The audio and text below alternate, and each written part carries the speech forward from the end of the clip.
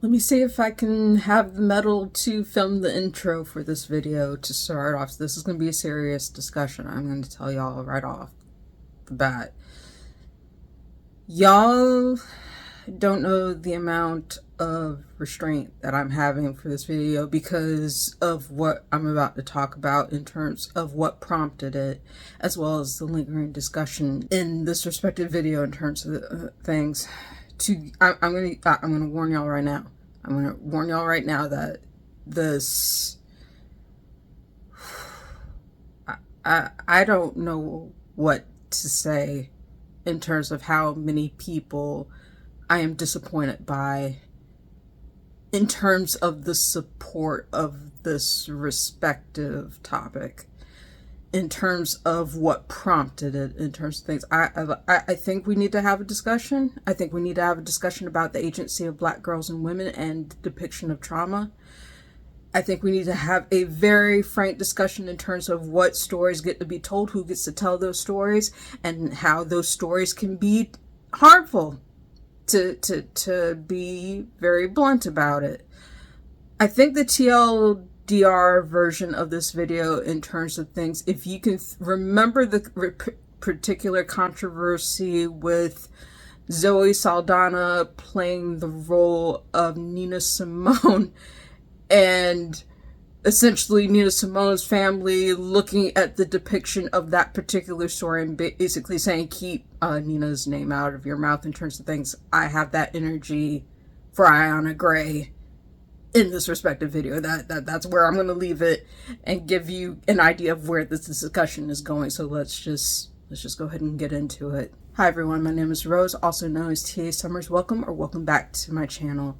Today's discussion video is going to be one that originally I wasn't planning on doing putting up in the schedule, because it was a matter that was brought to my attention in terms of things while I was in the middle of planning my December of 2024 wrap up, as well as my superlatives for 2025. Those are still coming, but I wanted to make this respective video in terms of things that I saw that I don't, even now as I'm trying to reflect on everything to unpack with it, I don't understand how so many people neglected to see the harm that was done in this respective action in terms of things. And I'm going to talk about it at length in this respective video. The title of this respective video is going to be essentially On the Trauma of Black Girls and Women, Depicting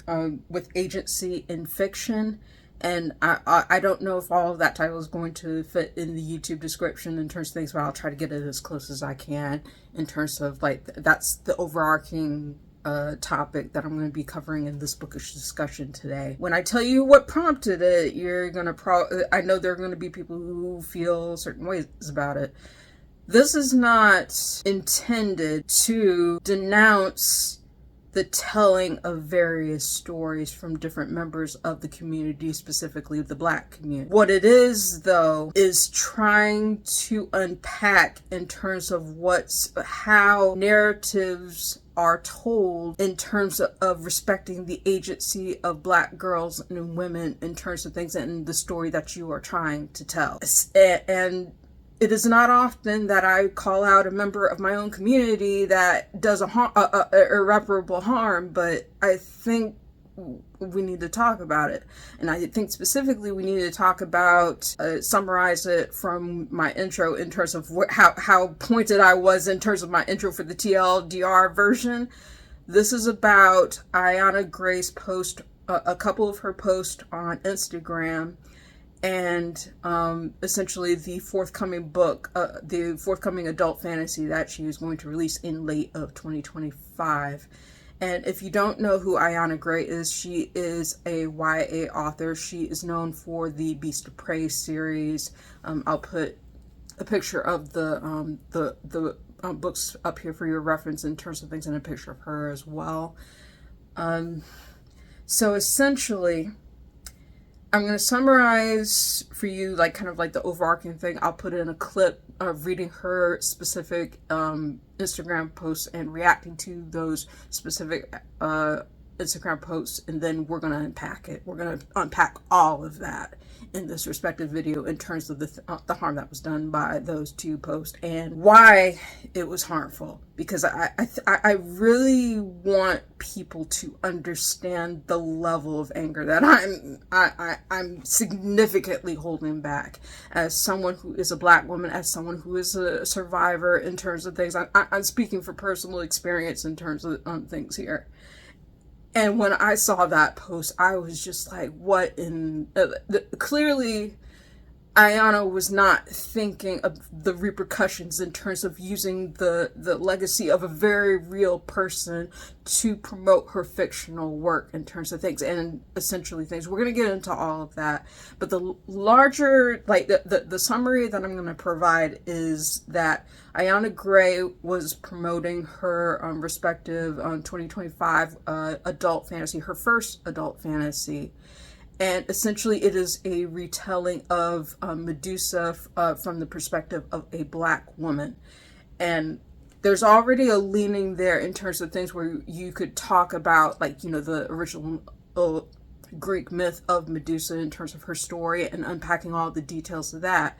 But the way that she chose to promote the title, and it's supposed to be spicy, and deal with a lot of different things, but to use the legacy of Aaliyah and the trauma she suffered under the hands of R. Kelly is a harm that I cannot even put into enough words for how terrible that is.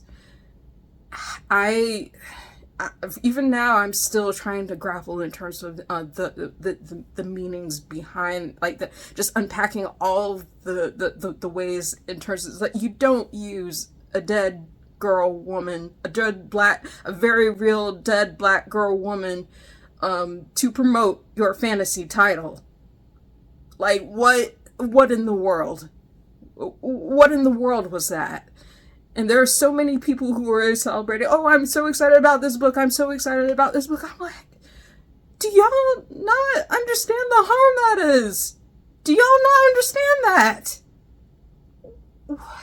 I'm trying to understand in terms of why no one called this out from the very get-go of how wrong that this was. How do you expect to create an environment that's safe for Black girls and women when you were championing something like that? In what world? In what world?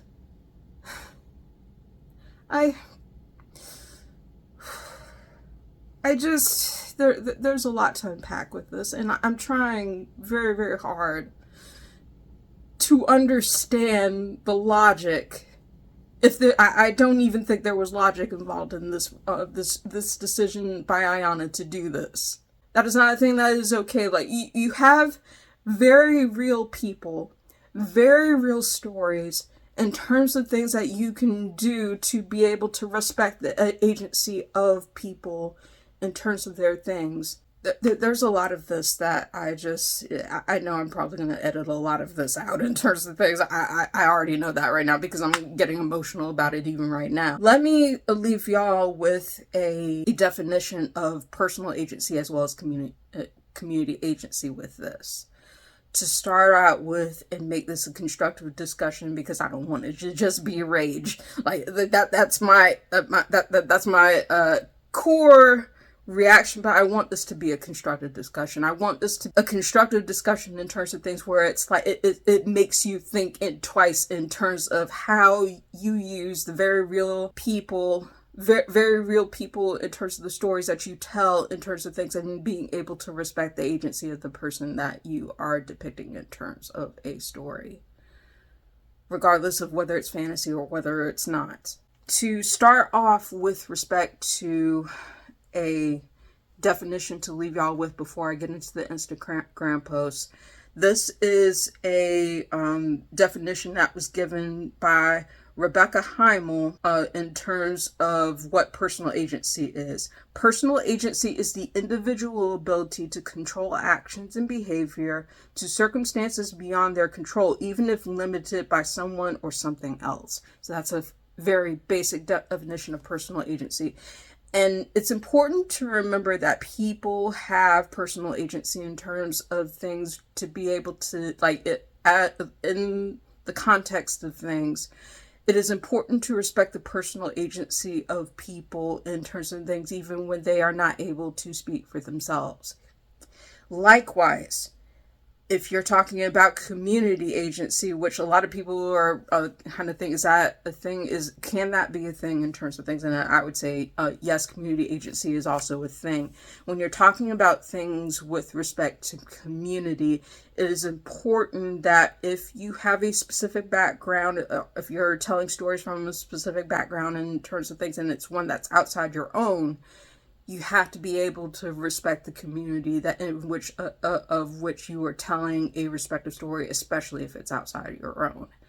And people of different communities have the right to be able to say, no, I don't want you depicting this particular community in this particular right, because it is harmful. And we've had these kinds of conversations in the Black community. We've had these kinds of conversations talking about Native and Indigenous groups of different BIPOC groups. We've talked about it in terms of other marginalized groups, in terms of things, in terms of them having the agency to be able to tell their stories and being able to have the right to be able to say, no, we don't think this telling of a particular story does well to represent this individual or this community in terms of things. And essentially that is my intention behind this video.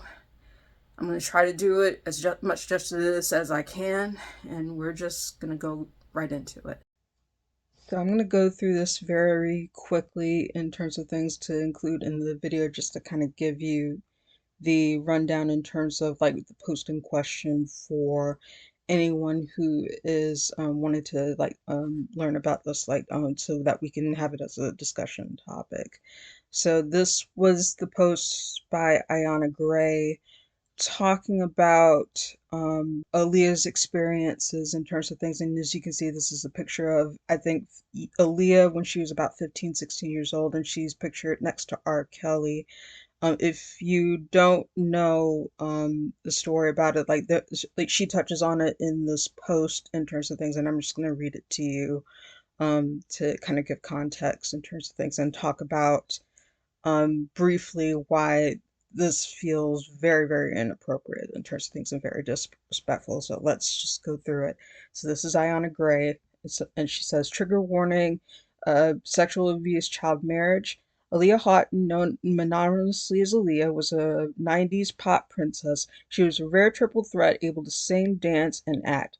The first picture above features her, date unknown, sitting in some identified lot staring directly at the camera. Her expression is guarded.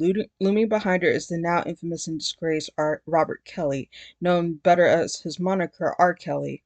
In 2021 and 2022, respectively, R. Kelly was convicted of an extensive list of heinous crimes I won't outline here. Many of his transgressions are graphically detailed by his victims in the 2019 documentary Surviving R. Kelly. Among the worst, what he did to Aaliyah on August 31st, 1994. In May of 1994, R. Kelly produced Aaliyah's debut album, tellingly titled Age Ain't Nothing But a Number. Just a few months later, in August, he bribed a state official to create a fake ID for Aaliyah and illegally married her. The ID stated that she was 18. In actuality, she was only 15. He was 27. The marriage was later annulled, but the damage was done. Aaliyah cut ties with Kelly and reportedly never uttered his name again. Chillingly, she would only say that he was a bad man. The details of what truly happened to her and didn't surface until 18 years after her death, when her close friends finally confessed that they knew what they kept secret to protect her memory. What do Medusa, a mythical Greek monster, and a young 90s pop star have in common? To me, plenty. Both Medusa, the one in my novel, and Aaliyah were young women with immense talent and bright futures. Both were vastly loved, and both were exploited by older men with power, men who strategically lured girls into girls who were too young to know better into danger. Both Medusa and Aaliyah died tragically. This is why I think myths are so powerful. In the shadow of an ancient story, can often find truths that ring through the ages. I'm Medusa. My upcoming epic villain origin story novel is for all the girls like Aaliyah, the girls who should have been protected. The story is for her and all the girls who deserve better. Greek mythology re-imaging, Aaliyah Houghton, Ayana Gray, Medusa. Okay. There's so much to unpack for how wrong this is in terms of things. So first of all, Aaliyah was a 15, 16-year-old girl. Medusa, traditionally in the Greek mythology thing, is an adult woman in terms of things. And to even point out something that I really, really am upset about in terms of this, Aaliyah was not a villain. She was a kid. She is not a villain. She was a kid. And to, to even promote a novel using the memory of a very real person to promote your work like this, I think I don't know what Ayana Gray was thinking in terms of this. And to even use a real picture of Aaliyah with her abuser in terms of things to frame in the work of your adult novel, supposedly with spice, is such an egregious thing to even make the comparison of in terms of things like you know, this was not well thought out.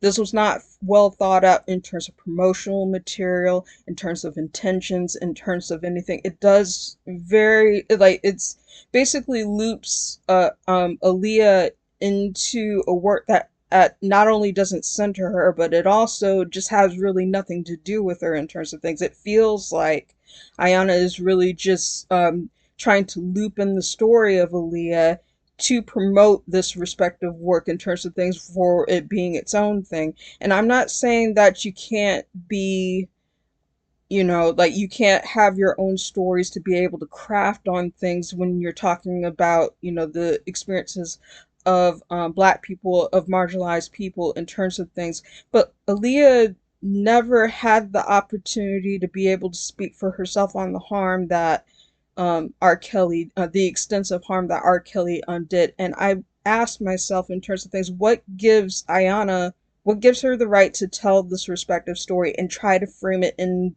terms of this reimaging of a Greek mythological story? It feels like this does a disservice on two fronts in terms of things, taking a very real story and looping it into a story that has nothing to do with Aaliyah, for number one, and number two, it feels like there's a sense of a misappropriation with respect to Medusa's story in terms of things, because widely, like for many people in terms of like the depiction of the Greek myth, even if it is like a lot of people take liberties with like myths and stories and stuff like that, but a lot of people don't realize that even these mythological stories have very specific lore that are tied to very real people and with very real backgrounds in terms of things. And to put a point on it in terms of things, to make a comparison, like a lot of people like in the Greek community have pointed out like the appropriation of their stories in terms of things. It's like, hey, this is a mythology that is associated with a very real place and very real people. You have to be careful about how you're telling some of these stories in terms of things so that like it's not twisted into something that it's not. We talk about this in the Black community. We talk about this like there have been plenty of Native and Indigenous people who have talked about these kinds of stories that are like that kind of remove themselves from the communities and the stories that were originally told in terms of things.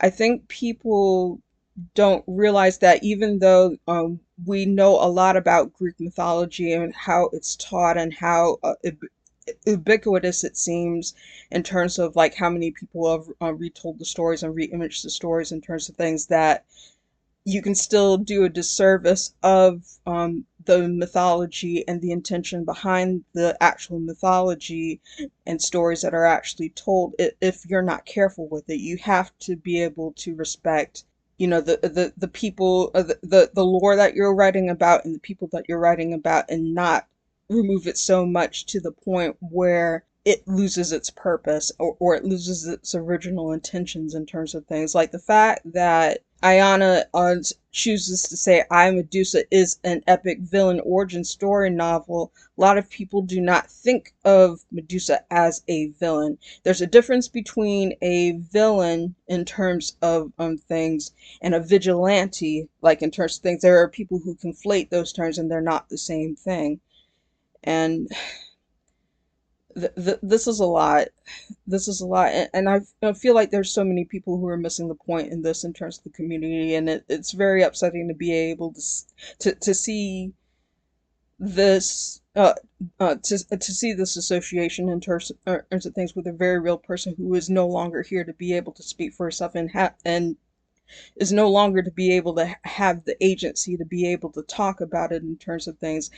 How is this different from using the memories of very real people in other spectrums to to tell a story that isn't real? Like, what gives Ayana the right to tell the story on behalf of Aaliyah in terms of things? I don't think she's doing Aaliyah a service. It feels like it's a marketing ploy. It feels like a marketing ploy, and I'm gonna honestly say that. To even Let me see if I can go back to one of the other posts on Ayana's thing. This is another post where Ayana is talking about the same work in terms of things. She's saying, I know I'm writing spice correctly when I'm uncomfortable. This book isn't, I'm reading, writing is an epic villain origin story that reimagines the infamous Medusa as a black woman who gets caught between rivaling gods and the whims of fate. I already said this, but it's very much an adult book. So please believe on page spice is only one of the reasons it's out in 2025. And yeah, and it's worth stating that this, even from this post, from what it looks like, she's saying that the infamous Medusa, in her words, infamous Medusa is a black woman. Do not conflate black women with black girls, okay? Like we already have like issues enough in terms of things with people adultifying black girls in terms of things, and you're just playing into using the story of a very real teenager to promote your spicy adult work. What's the point? I don't understand that, and I don't agree with that at all. It does not make sense. It does not make sense. Let's take this respective video like into another spectrum, and I'll talk about it outside. Hey y'all, editing Rose here. So there was something that I've neglected to mention in the main part of this video, so I'm going to add this little addendum in between one of the clips that I did for the main video to be able to talk about it. But I thought that this was an important thing to point out in terms of the ongoing discussions about this topic, in terms of who gets to tell stories, who doesn't get to tell stories, and the platforms that we use and the ways that we use to tell stories and express ourselves creatively and things like that. Just because you are of a certain identity or of a certain group, even if you share that identity and group with another person, it is not a license to be able to tell someone else's experience automatically if they are talking about trauma.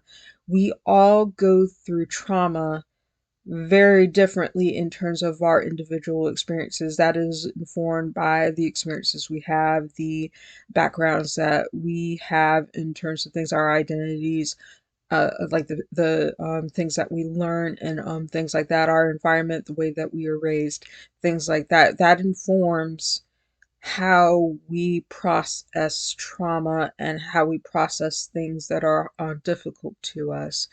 So that is varied in terms of things, but it is not an automatic pass to simply say that just because you are of a certain identity or group that it gives you clearance to be able to tell someone else's traumatic story. And the thing that really bothers me about what Ayana Gray did in this respective measure is that she thought it was appropriate to take Aaliyah's story and the harm that R. Kelly had done her and use it in tandem with respect to the promotion of her work. She did not have the automatic clearance to do something like that in terms of things. Number one, Aaliyah's, as I mentioned several times before, Aaliyah is not here to be able to tell her respective story in terms of things, in terms of the harm that was done to her. That's number one. Number two, trying to conflate the very real traumatic experiences of a real person with a character in a narrative, like in terms of mythological from a specific community, and trying to readapt and tell a certain story, there are layers of things that are wrong with that in terms of the automatic assumption that there should be an association made there. And the way that Ayana took liberties in terms of promotion of that really did a disservice to Aaliyah in terms of her story, in terms of things, because it makes Aaliyah's experience secondary to the story that that Ayana is trying to promote. And if we are having conversations about very real Black women and Black girls who are subjected to these very real harms, we don't want that to be the secondary thing. We want that to be at the forefront. We want to be able to provide room to be able to talk about that trauma and be able to talk about that experience in terms of being able to respect the agency of the very real person that we're talking about. And in this case, it's Aaliyah. And I struggle still to understand what the connection of that was beyond a cursory one, where Aaliyah is the secondary and the promotion of the fictional work is primary. And I want people to understand this in terms of the harm that was done in that thing, because the association does not center Aaliyah. The association does not center Aaliyah. It centers the fictional work that Ayana is promoting. And I think so many people miss that in terms of the initial reaction to Ayana's post, in terms of things that no one called that out for what it was and the harm that was done by doing that. And we have to have conversations about this in terms of things like it's not fair to Aaliyah. It's not fair to the experiences that she had. And while I understand that fiction can be a platform in which we use it to tell stories in terms of unpacking things like trauma, um, being able to make sure that fiction doesn't overshadow the very real people and histories. Um, is important, and I want to make that abundantly clear. So let's talk about the aftermath of this before I get into the respective discussion. So, as a result of Ayana posting these respective Instagram posts, the vast majority of the posts were ones that were liking the status in terms of things and talking about like what was the harm that was done to Aaliyah, and also like being excited about Ayana's respective work. But there was one comment, and there may have been other comments in terms of calling Ayana out. I have no knowledge of that. I do know about one respective comment in terms of things because I remember liking it when I saw it pop up. But a commenter had called out Ayana specifically, saying, "I don't think it's a good idea to use the legacy of Aaliyah, to use the harm that was done to Aaliyah to promote your work in this way. It is not okay."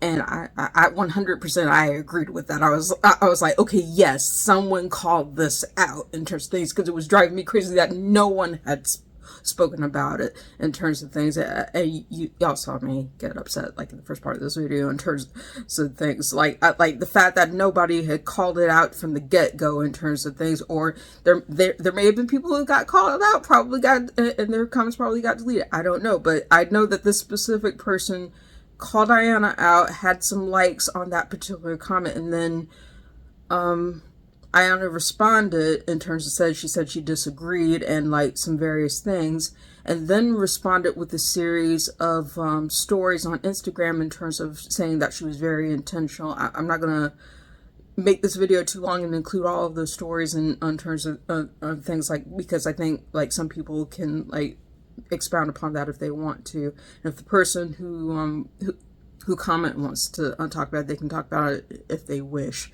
I'm not going to do that, but the thing about it is that really got missed in the respective response, and Ayana's respective response was having no mention of Aaliyah in the responding Instagram stories in terms of things. Why did you use Aaliyah by name and the harm that was done to her by R. Kelly to promote your respective work? That's part of the problem. That's part of the problem. And to not even address that in terms of things, that was one thing that really irritated me enough to say, okay, I'm doing this video. We're going to talk about this. We have to talk about it in terms of the harm that was done in terms of things. First of all,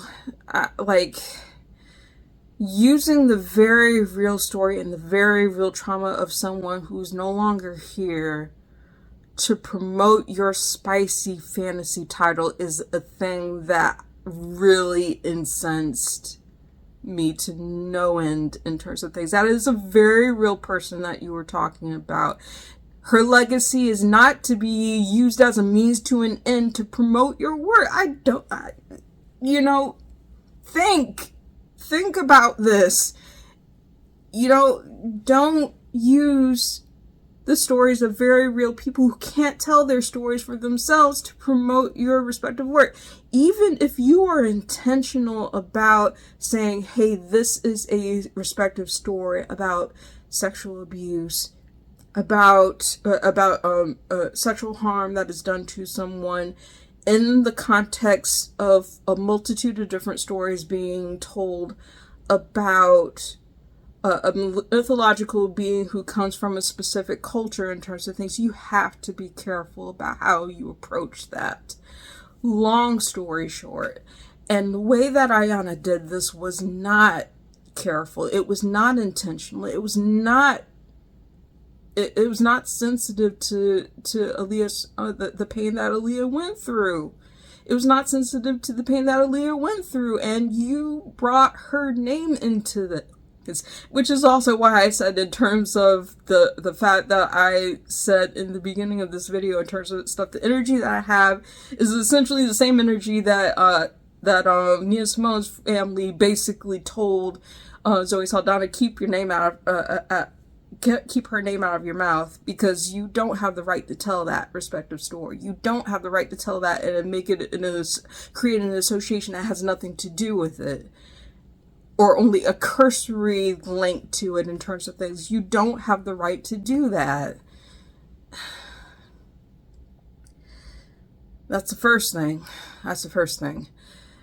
And when we were talking about the stories with respect to telling alternative versions of respective stories in terms of, like, you know, like reimaginings with Black characters in terms of things, there are specific nuances, there are specific things that you have to keep in mind in terms of how you are making associations in terms of things.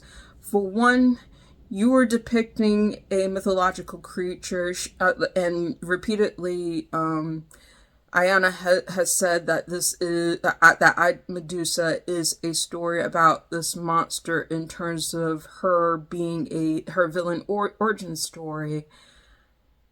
You need to think about in terms of because of how villainized Black women are in terms of very real life depictions in terms of things. You have to take a level of care in terms of the type of story that you are telling, because you don't want to cause harm. You don't want to play into stereotypes that people have been calling out in terms of things, the adultification of Black girls, the villainization of Black girls and women in terms of things. These are both conversations that we've had in the community multiple times in terms of things. And it's not so much that you can't depict a fantastical being that is that is either like that is someone who is Black or is a Black woman, but you have to take intentions to be able to see how you are portraying that particular character in terms of things. And it's not so much, well, considering the way that she links Aaliyah's story to this respective story, I don't know if she employs the type of sensitivity. I can't make that. I can't make that assessment because I don't know what she does, what her intentions are for the respective story in terms of things. I only know what she's put that out there so far. But you have to have a level of care and empathy for the stories that you are telling and the people you are making associations with respect to telling that story. Aaliyah really had nothing to do with the construction of the story from what I could gather in terms of things. It was a promotional post in terms of things that was meant to anchor her work, but really had nothing to do with Aaliyah. And to associate Aaliyah's very real trauma with this fantasy work in terms of things which it has its own legacy and history in terms of things, which she could have drawn parallels by the original myth of the original Greek myth of Medusa herself in terms of things, without bringing Aaliyah into it entirely. And there could have been constructive discussions in terms of saying, like, these are the various lores, these are the various interpretations of what Medusa has been depicted as in history, without taking a very real trauma to push in terms of things. And you have to, you can't use someone's harm done to them as your promotional opportunity. You can't do that. It is not respectful. It is not respectful to the person who has passed. It is not respectful to the people who are left behind. It is not respectful to the people who are grappling with similar traumas in terms of things that you use that in a work that's supposed to promote spice. Like, you're conflating a very real very real and very traumatic responses within this fictional work, and not taking the care that's needed to be able to unpack that in terms of things. And I definitely picked up on that from the get-go in terms of things, and I wonder why very few people called that out. I appreciate the people who did call it out, and unfortunately their comments were removed, so you can't really see them now. If Ayana wanted to have a discussion, that comment should still stay up. But the fact that it's not, you know, that says a lot. It says a lot. And you know, you're telling a lot of people in terms of things that about certain conversations that you want to have and certain conversations you don't. And it makes me wonder, how open are you to critique on this? And how much care did you take in the crafting of this respective story? I get I have questions brewing in terms of things, in terms of the care that was taken, based on the level of promotional, the way that was promoted, as well as the way it was responded to. And I think that's a very real concern that people can have. Like, whether you're from the Black community, whether you value fantasy stories told from marginalized perspectives, whether you are a survivor or a victim of sexual assault or rape, you know.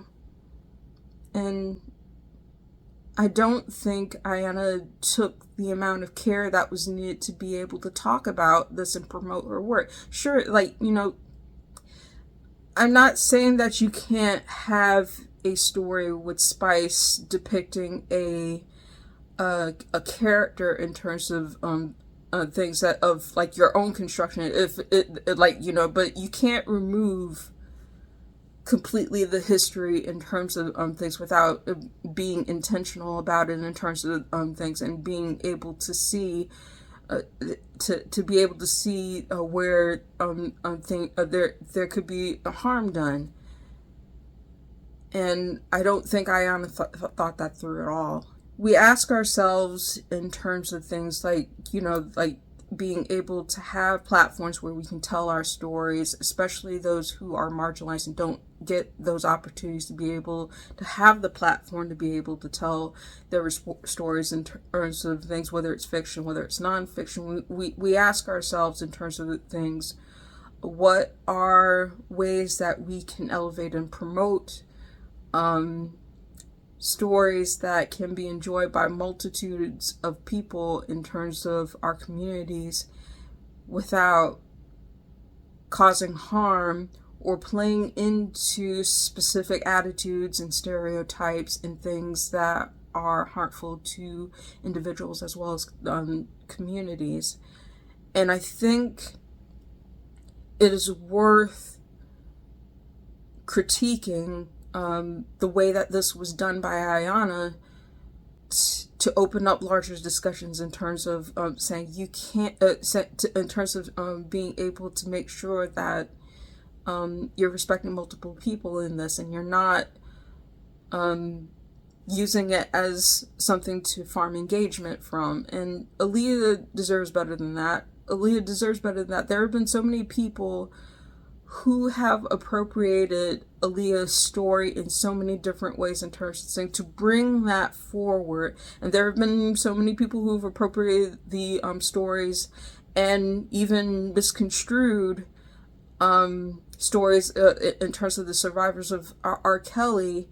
They're very real people who have been through very real trauma, still going through very real trauma, and they aren't being respected or acknowledged in these respective conversations in terms of things, and yet you want to promote your book with spice. How is that celebrating narratives of Black girls and women who have been continuously subjected to those negative stereotypes, whether it's the adultification, whether it's perceptions of being fast, of being hypersexual, and things like that? How are you working against those stereotypes, and how are you ensuring that Black girls how are you ensuring that you're not playing into the adultification of Black girls and respecting the very real agencies of Black women in your portrayal, so as not to fall on familiar stereotypes that are harmful? That's the question you should be asking. And if Medusa actually does that in the work, okay, we can have that conversation once the book comes out in terms of things. But from the get-go, using the legacy of Aaliyah in your promotional material is not the thing to do. And that is not the way to inspire confidence that you are being sensitive about these discussions. I want that to be something that Ayana understands. I don't know if she's going to watch this video. I don't know. You know, she may just like blow it off just like the comments that she deleted. I don't know.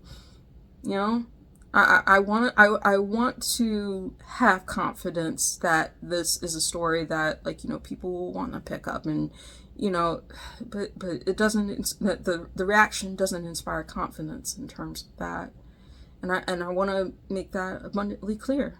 I want to ask very specifically, very intentionally, a proverbial question here in terms of the use of depicting Aaliyah in your Instagram, in Ayana's Instagram posts of Aaliyah, a very like a minor Aaliyah, being pictured with her abuser. What was the intention behind that, and how does that relate to Medusa specifically? Because if the link of it is specifically only the story of sexual trauma in terms of things, and depicting a story of a Black woman who, a Black mythological retelling of Medusa, if you are depicting that level of trauma in your work in terms of things, how does Aaliyah relate to that specifically? Because it's a struggle to know why Aaliyah's name, why her legacy, why the harm that was done to her was brought up in something where you could have easily just talked about Medusa and different interpretations of Medusa. It didn't have to involve a real person in the promotional material in terms of things. In some ways, I can understand, like, you know, people talking about the harm that R. Kelly has done, the harm that that Black girls who are abused in that specific way aren't given the attention they deserve in terms of things, and it should be a conversation. But why was why was the harm that was done to Aaliyah specifically mentioned in the in tandem with Medusa here? Because, and why is that a personal, quote unquote, experience for you to include that conversation? Because it's hard to see it in terms of the association there. Because, you know, we can talk about, you know, personal associations with narrative in terms of things. In terms of Aaliyah specifically, I was a fan of Aaliyah. I still am a fan of Aaliyah's music. I listen to her still regularly, and I talk about how much an inspiration she is to me in terms of like my musical influences and stuff, and how much One in a Million, which is one of her albums, as well as her self-titled album, which was set to be like before she passed, before she was in the horrific plane crash that led to her passing. That just because you are a fan of her work doesn't give you the right to make that association. Just because you are a Black woman by identity does not give you the right to make that association with another Black woman who cannot tell her story. If it's a matter of, you know, goodness forbid, you know, like being traumatized yourself, there are ways to tell stories about your own trauma that don't involve taking somebody else's experience and transposing it in terms of a narrative work that you're writing in terms of things. You can take from your own experience and not necessarily and not necessarily appropriate the very real experiences or the very real mythological conversations from a very real group in terms of things. You can have it be its own thing without necessarily disrespecting the agency of the very real person, as well as the lore, and identifying the problems in terms of the depiction of the lore of that mythology of the group that you're telling the story from, and reworking to create this specific narrative. There are ways that you can do that without, being disrespectful. And I think, again, I don't think Ayana was thinking that through in terms of how to be to approach that with care. I want to talking about the legacy of Aaliyah, because I feel like so many people if you're of a certain generation, you know who Aaliyah is, and you know in terms of the impact that she had, in terms of whether she wasn't just a pop princess, she was also an actress who played in quite a few memorable roles. In fact, she was in Romeo Must Die with Jet Li. I'll put the movie poster up here for your reference. She was also Akasha in Queen of the Damned, and that was the last role that she played. She also was in numerous different events in terms of interviews, and collaborated with different celebrities and things like that. She had her own platform with like the mini songs and mini music videos, and being able to see things about her behind the scenes, that give her this rich dimensional life in terms of things beyond her abuser. And I know there's intention to be able to bring light to how people in our community are harmed in terms of things, but you're not inspiring confidence in terms of using her story as a cursory addendum to promoting your work. And I've loved being able to see the things that and hold with me, like the things that Aaliyah had been able to do in her life in terms of things. I like Romeo Must Die. I really enjoyed. I watched that movie multiple times, and I still own it on DVD. I have seen Queen of the Damned a few times in terms of Anne. That's probably one of the other interpretations other than Interview with the Vampire, which has my boy Jacob Anderson. In terms of stuff like in terms of media, I have watched at least Anne Rice's the different interpretations of Anne Rice in terms of media, and Aaliyah played a good Akasha. I think she was the highlight of that movie, if I'm being honest. It's been a while since I've seen it, but I think that for sure. And I have a number of different, I could really make a video on Aaliyah, in terms of talking about the legacy of her music, and the impact she's had on me, and the influences that she's had on multiple people. But even if I were to tell a story which talks about the very real trauma that Black girls and Black women go through, I would not appropriate the very real trauma and very real experiences and disrespect the legacy of Aaliyah and Aaliyah herself in that way. And I think that's getting lost in these conversations in terms of things being able to keep to respect Aaliyah and her legacy, and the fact that she is not here, that she doesn't have the agency to be able to tell her own story here. And you have to ask yourself, is this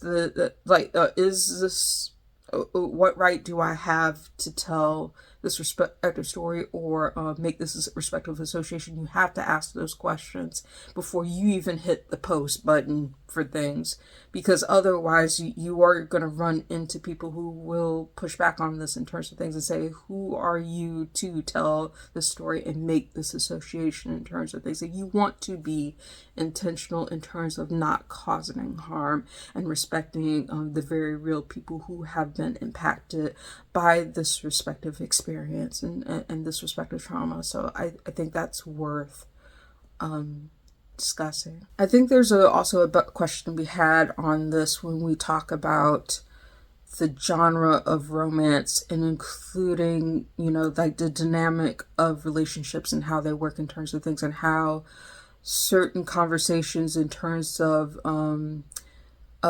relationships are basically impacted by trauma in terms of things, and whether or not there is room and care given in these kinds of stories to respect the agency of black women, and specifically since this is an adult work. And one of my biggest problems was the fact that Ayana included Aaliyah as a child who was harmed by this adult R. Kelly with her adult work, in terms of being intentional, in terms of there being this sense of a romantic entanglement in terms of things, while also depicting Medusa as a villain in terms of things, when we know that there are multiple interpretations of Medusa in terms of things, where it does make it clear that she's more dimensional in terms of things than a singular interpretation. Talking about romance, that's it. Let me get back on topic. So in discussions of romance in terms of things that push boundaries, whether it's dark romance, whether it's erotica, whether it's different taboo types of romances and relationships and things like that, you still have to have a level of care in terms of the characters that you are crafting in terms of things, and how that is informed based, especially if you are working from an established myth from a specific community. You have to be intentional in terms of being able to say, okay, what are these different interpretations? How am I depicting these relationships, and are they given a level of care that makes sense in terms of the development of the work, in terms of things? You don't want to undermine the characters that you are trying to depict by having two disparate things in one narrative, and it's not given room to be able to see the evolution of certain things. And we have conversations about dark romance in terms of things where you have individuals specifically, and like I can definitely speak to like the depiction of women specifically, in which they are depicted in a certain way where they're trauma survivors, and they're depicted in this way where it's supposed to be steamy, it's supposed to be spicy, but they go through a very specific trauma. And I'm like, is that character, especially if you were writing about a black woman, is that character are you able to see the development in terms of where she is grappling with that respective trauma in a way that makes sense and gives her agency, and is like it makes sense. Oftentimes there are characters that are in dark romance, in more taboo romances and stuff like that, that are not given that room and the disparity between the relationship that's being depicted and the trauma that has been caused to this character are the gap between those things isn't bridged and isn't treated with the care that it deserves.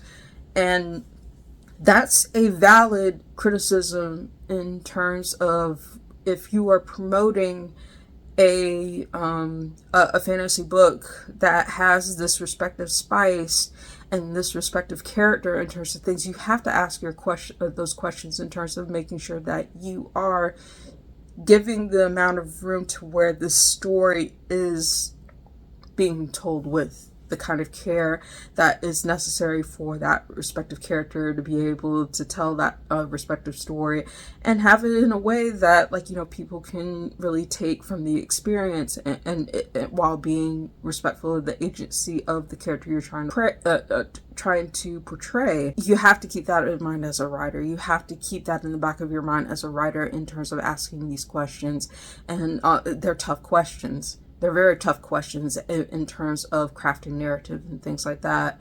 I hope, I hope that if nothing else, people realize that using the very real traumatic experience of a very real person is not the way to promote your book, for number one. And number two, that when talking about the depiction of marginalized communities, especially if you are writing a Black woman in a mythological retelling, you're giving due room for that portrayal to be something that elevates the character and tells a story without diving into harmful stereotypes and removing the very real agency of Black girls and women in terms of by playing into those stereotypes and negative descriptions. So I think that's where I'll leave it for this respective video. I've talked a lot in terms of things. I don't know. I don't think this is going to be the end of this conversation. I can definitely do a part 2 if I need to, in terms of being able to continue to expand on ways that are much better than what Ayana did to respect the narrative portrayal of Black girls and women in fiction, and do so in a way like actually provide solutions in terms of how you can do this effectively in terms of things. The long and short of it was the way that Ayana did it was not effective. It was not effective, and it was actually offensive and harmful and hurtful in terms of things. And I wish that more people recognize that. I wish more people recognize that and call that out for what it was, and hold her accountable for that, in terms of saying she's got to do better. She's got to do better, and other people have to do better in terms of keeping these things in mind.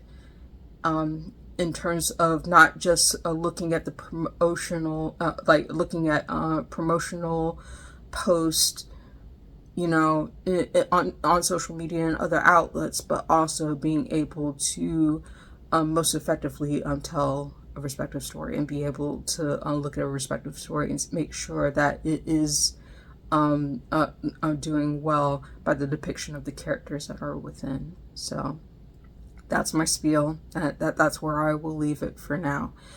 If you've made it this far, thank you so much for watching. If you like this video, please give it a thumbs up, hit the subscribe button, and hit the notification bell to be informed when I post new videos. Thank you again so much for watching. I hope you have a wonderful day, and I'll see you next video.